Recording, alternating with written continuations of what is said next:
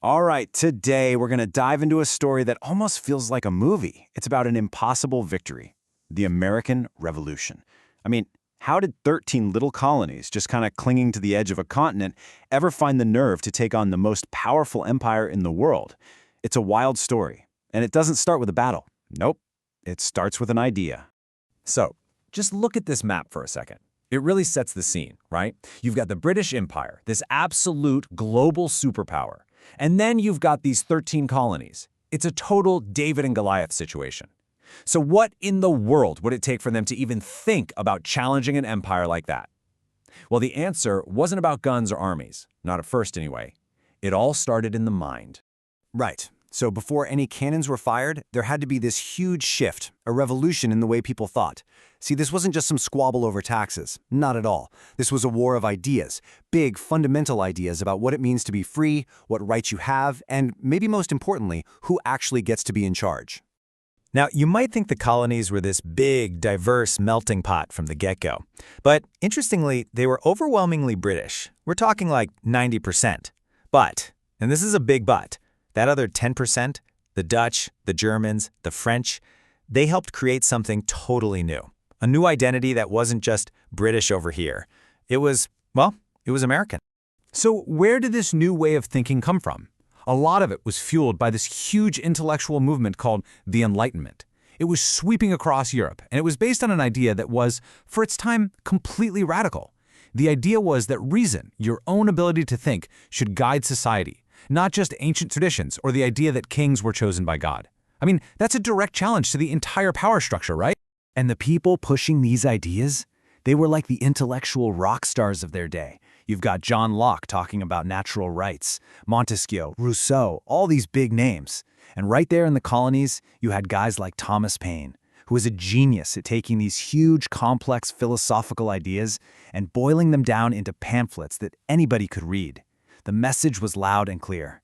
You have the right to stand up to a government that's treating you unfairly. And you better believe the colonists were paying attention. Okay, so you've got these incredible new ideas about freedom and individual rights just bubbling up everywhere in the colonies. And right at that exact moment, what does Britain do? It decides to tighten the screws. It's like the perfect recipe for a disaster. See, Britain's whole economic gain plan was something called mercantilism. And this really gets to the heart of the problem. From Britain's point of view, the colonies weren't partners. They were basically a resource factory.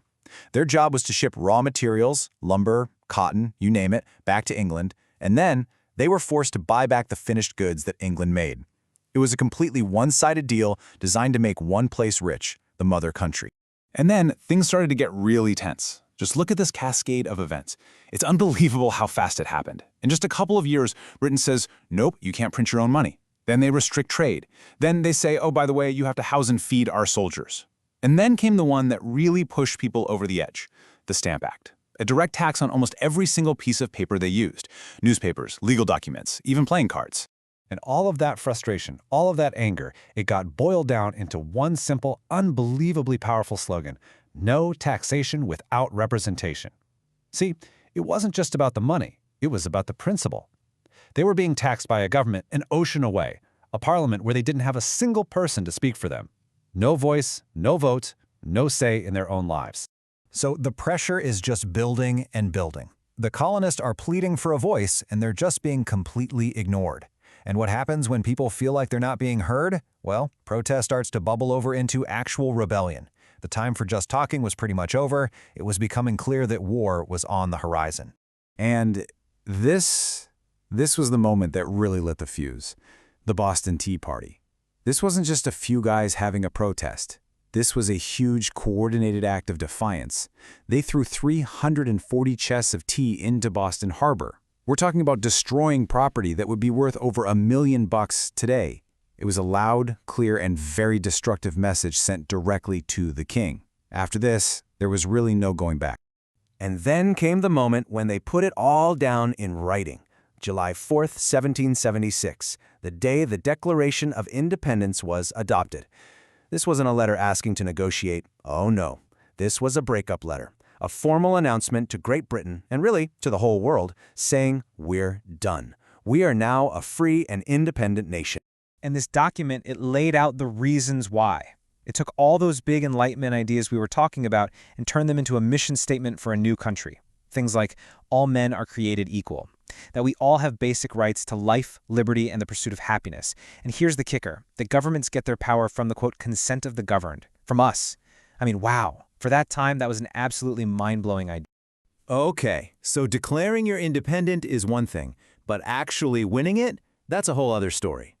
Now came the hard part, the brutal, bloody job of turning those beautiful words on paper into a real, living thing. And to do it, a tiny, scrappy army had to go up against the most powerful military machine on the planet. And the war was long and just brutal. There were so many setbacks. But the turning point, the big one, came right here at Yorktown in 1781.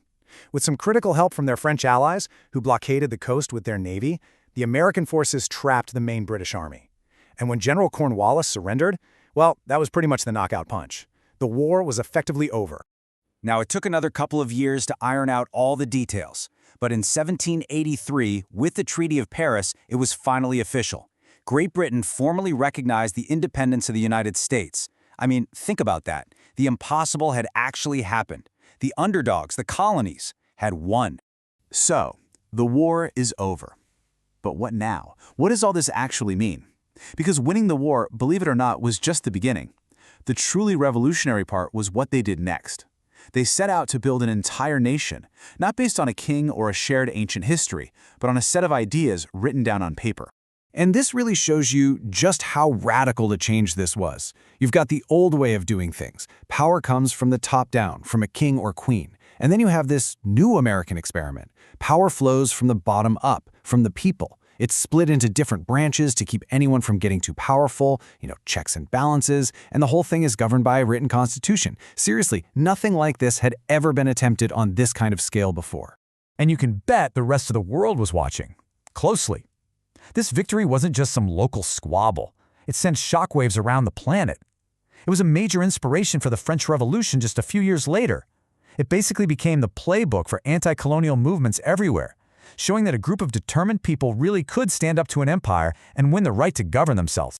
Then, in 1787, they built the machine that would make it all run, the U.S. Constitution. If the Declaration of Independence was the why they were fighting, the Constitution was the how. It was the nuts and bolts instruction manual for turning all those big ideas about freedom into a real, working government. A framework that, remarkably, is still with us today.